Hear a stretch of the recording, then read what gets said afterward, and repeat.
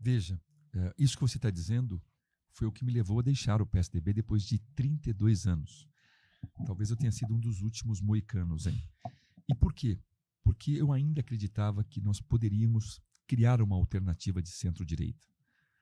Só que a verdade é que nos últimos 6 anos, o PSDB perdeu o seu rumo.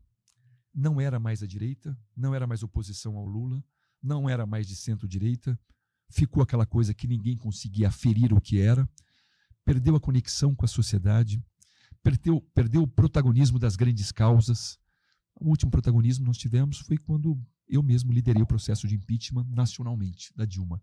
O PSDB, mais uma vez, foi o mais votado em todo o Brasil, e 2014, que eu tive quase 300 mil votos para deputado federal. E isso me fez buscar um outro caminho.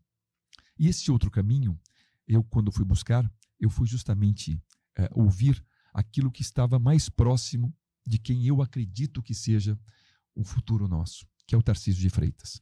Sempre reproduzindo isso na hipótese do Bolsonaro não poder ser candidato, porque senão eu não tenho a menor dúvida que ele será o candidato do centro-direita e não o Tarcísio.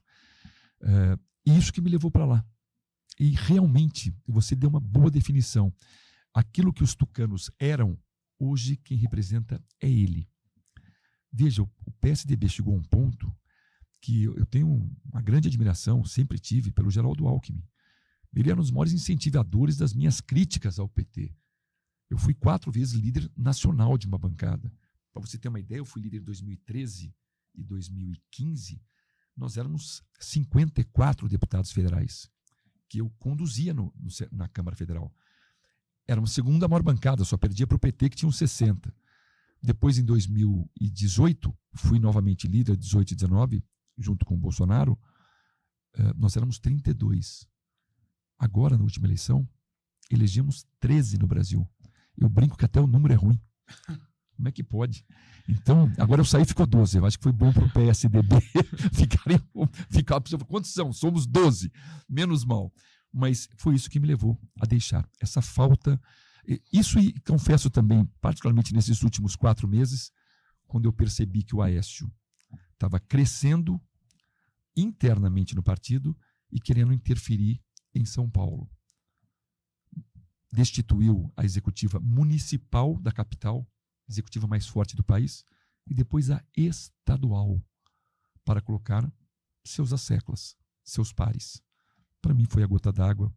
E aí o presidente nacional, porque você só pode sair se houver concordância do presidente nacional, o Marconi Perillo, em nome da minha história, daquilo que construí no PSDB, assinou a anuência para que eu deixasse o partido, com tristeza, mas eu saí sabendo que deixei lá grandes amigos, que cumpri as minhas missões, que as pessoas que eu gosto continuam de portas abertas para mim, e indo para um caminho onde eu fui muito bem recebido pelo Kassab, pelo nosso líder Antônio Brito.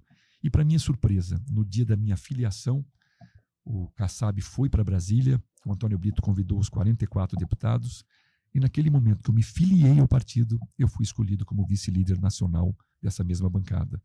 Então, me prestigiaram com algo que eu nunca imaginei que pudesse assumir no primeiro dia do meu mandato, porque tem 43 outros muito preparados que poderiam estar nessa função. O senhor citou aí Aécio Neves, né, um dos motivos dessa implosão, e aí uma implosão mesmo que aconteceu no PSDB, e um dos motivos para o senhor também, aí essa gotinha, né, para transbordar tudo. Isso. Mas o senhor foi muito próximo do então senador, candidato à eleição lá em 2014. Até 2015, era um dos grandes amigos que eu fiz na política. Se imaginava que o senhor poderia, num eventual governo, até ser ministro da Justiça. Se falava exatamente isso. E era uma amizade mesmo. Assim. Muitas vezes fui para Minas, muitas vezes ele veio para Campinas. Em 2015, quando começou o processo de impeachment, nós começamos a discordar. E eu comecei a ver que as ações dele eram ações que daí ele estava no parlamento, ele não era mais governador, ele era senador. E as ações no parlamento visavam um interesse dele e não aquilo que eu buscava. Começamos a ter conflitos. Aí aconteceu do Michel assumir, e quando o Michel assumiu, ele achou que as negociações ou toda a conversa na Câmara tinha que passar por ele, senador. E o Michel e os seus ministros conversavam comigo. E isso fez com que ele fosse se afastando, e isso acabou acontecendo naturalmente, e muito antes dele ter o escândalo dele. Tanto que no escândalo deles não estavam mais próximos. E de lá para cá, eu sempre fui eleito unanimemente na bancada federal, sempre por unanimidade, mas sempre ele não vota.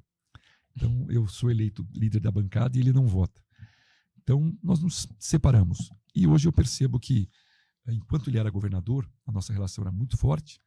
A gente vivia em mundos distintos, ele no executivo e eu no legislativo, e tínhamos uma afinidade muito grande. No parlamento eu descobri que ele pensava de um jeito diverso do meu e achei que não tinha mais sentido caminharmos juntos. E fui muito sincero e disse isso a ele. E a partir daí nos separamos, já faz quase 8 anos que estamos em caminhos bem diversos. Isso faz parte.